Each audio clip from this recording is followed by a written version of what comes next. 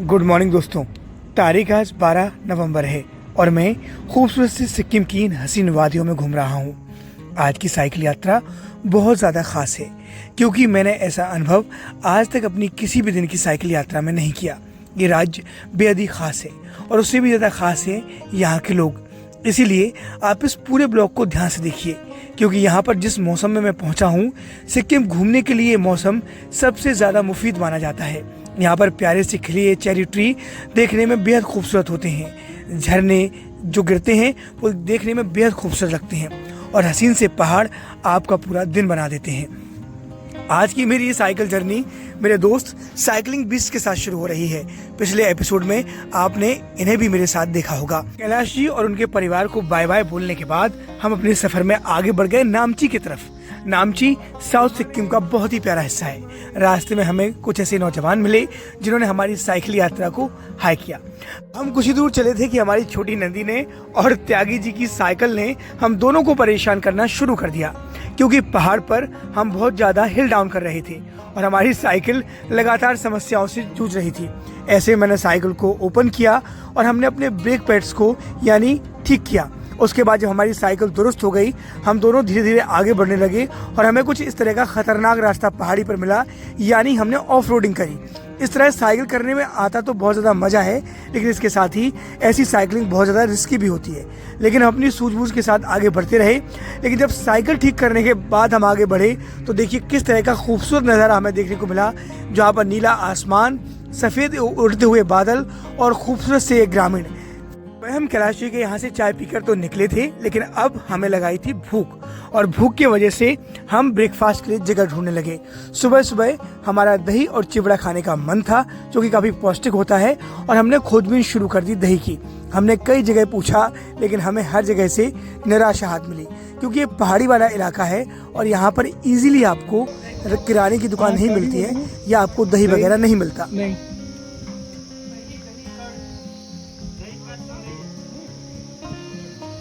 ही ना मिलने की स्थिति में हम लोग आगे बढ़ते गए, जहाँ पर हमें बीच बीच में थोड़ी सी ऑफ रोडिंग मिली क्योंकि ये जो नेशनल हाईवे है वो भी अंडर कंस्ट्रक्शन है।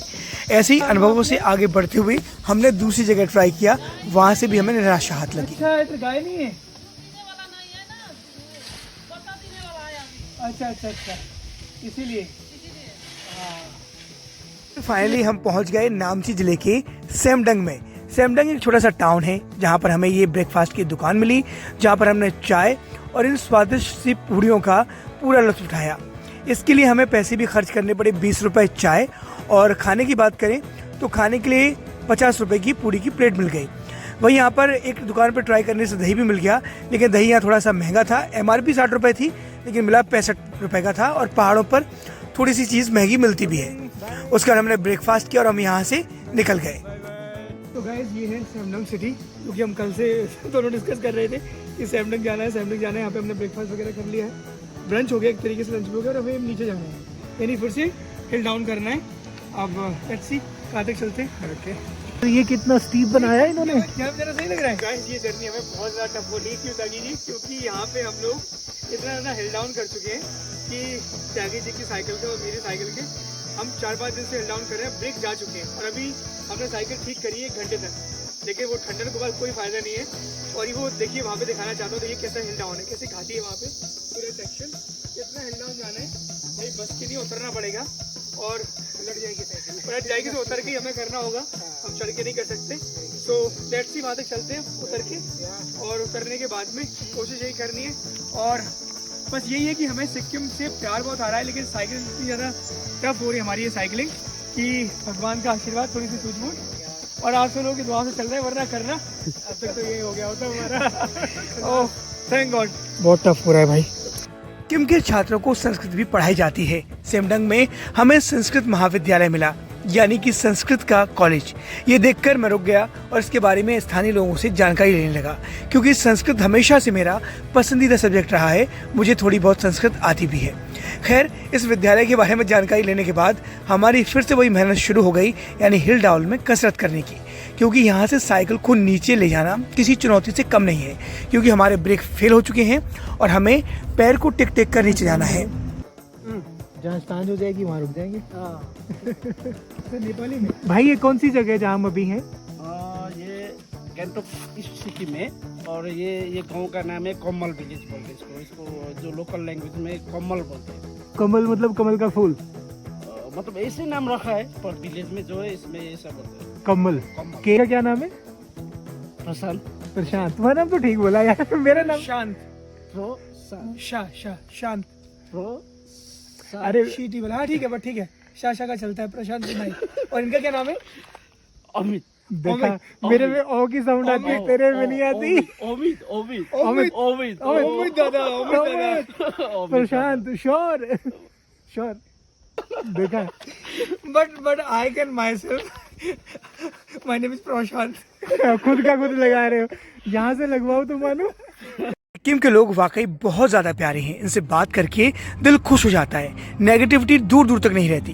हम थोड़ा सा आगे बढ़े तो हमें यहाँ पर एक दुकान मिली, और सबसे खास बात ये कि यहाँ पर दुकानदार कोई था ही नहीं। सिक्किम में दुकानें कैसी होती है वो आपको दिखाता हूँ। सिक्किम के पूरे गाँव वाले एरिया में घूम रहे हैं। देखिए, ये मक्के चावल, ये मक्का होगा, चावल में चंपा, जो भी वैरायटी लिखी हुई है नेपाली में। देखिए शॉप किस तरीके से पन्नी में बना के रखा हुआ है, नीचे फ़ोन नंबर भी है। यानी कितनी ईमानदारी है, मतलब कितनी वो है कि कोई यहाँ से लेके भी नहीं जा सकता। अगर अपने यहाँ से खुला छोड़ दो दुकान पे तो कहीं कुछ भी हो सकता है। तो अगर आपको ज़रूरत है आप फ़ोन कर सकते हैं, बुला सकते हैं बंदे को, यहाँ आस पास रहते होंगे, और यहाँ से ले जा सकते हैं पूरा मक्का, कोदो, पूरी सारी चीज़ें। तो है ना कमाल की चीज़। दुकान को देख ही रहे थे कि यहाँ पर दुकान के मालिक अपनी गायों के लिए चारा लेकर ऊपर आ गए।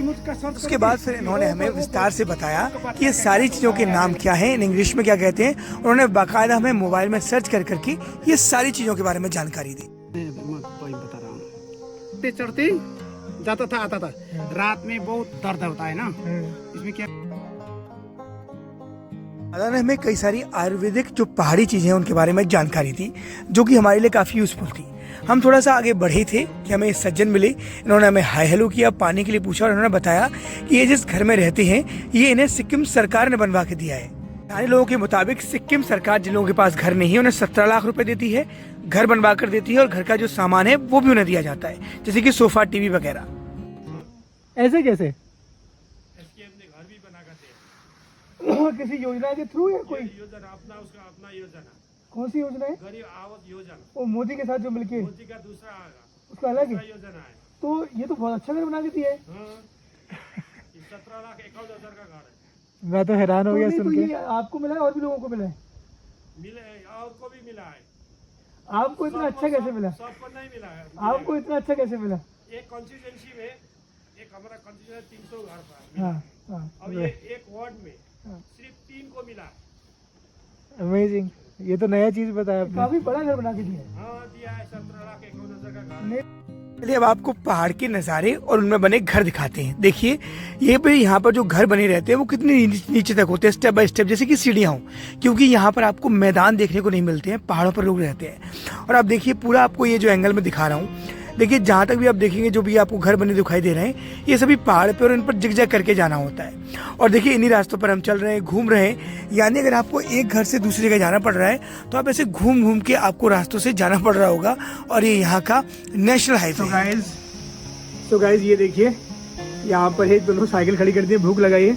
और ये देखिए तागी जी से पूछते हैं क्या बना रहे हैं, क्या बना रहे हो Tagi ji? It's your recipe, I am just working on it. Okay, तो ये चूड़ा कहते हैं इसे, और नॉर्थ इंडिया के स्टेट्स में से पोहा कहते हैं। सो हम ये हमने चूड़ा कर लिया है। और चूंकि ये पूरा गांव वाला एरिया है, हम प्रॉपर इस सिक्किम में हैं, यहाँ पर शहर कोई है नहीं। दही भी हमें मुश्किल से मिला है, तो आज हमने दही चूड़ा खाने का प्लान किया है। ये हो गया है, थोड़ा सा और करना है इसको, ये हार्ड है। नहीं वॉश हो गया, डिप ओके कर देंगे। ओके, डिप कर देंगे। सो अब देखिए इसमें हम लोग चीनी डाल रहे हैं। चीनी भी बहुत सारी डाल दी है, मीठा हो जाएगा अच्छे से। एंड ये दही डाल दिया है पूरा अच्छे से, बहुत टेस्टी है वाकई। लंच करने के बाद हम फिर से एक बार आगे बढ़ चले। कहीं कहीं रास्ता थोड़ा सा खराब मिल रहा था और कहीं कहीं बहुत ही प्यारा, लेकिन इस रास्ते पर नज़र नहीं, हमारी नज़र थी इन सुंदर से नज़ारों पर। क्योंकि जैसे ही आप आगे आगे बढ़ रहे हैं, पहाड़, झरने, नदियाँ, आपको एकदम से बहुत ही ज़्यादा अच्छा माहौल देखने को मिल रहा है। और हम आगे बढ़े थे कि हमें यहाँ से दो रास्ते देखने को मिले, एक शेरवानी और सिंगटम। तो हमें जो रास्ता लेना था वो सिंगटम का लेना था, जो कि यहाँ से करीब 15 किलोमीटर दूर था। ऐसे हम आगे पहुँच गए, जो यानी हमारा जो साउथ सिक्किम का जो एरिया हमें जाना है, ये कुछ लोकेशंस हमें यहाँ देखने को मिली। रानीपुल 31 यांगलोक से हम आए थे और ये देखिए साउथ सिक्किम। सो हमने यहाँ से छोड़ा और थोड़ा सा हमें हिल डाउन करना पड़ा क्योंकि यहाँ पर रास्ता ख़राब था, जेसीबी वगैरह से रास्ता पूरा खुद रहा था। और उसके बाद में फिर हमें कुछ इस तरीके से जाना पड़ा। मेरा पेडल भी गिर गया था रास्ते में, जिससे लेने में वापस गया काफ़ी सूझबूझ से। मैंने साइंस किए, जेसीबी को थोड़ा सा रुकवाया।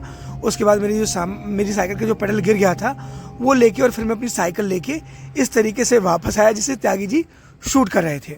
और ये देखिए अब शाम के 6 बज गए हैं और पूरा पहाड़ आपको बहुत ही सुंदर दिखाई दे रहा होगा।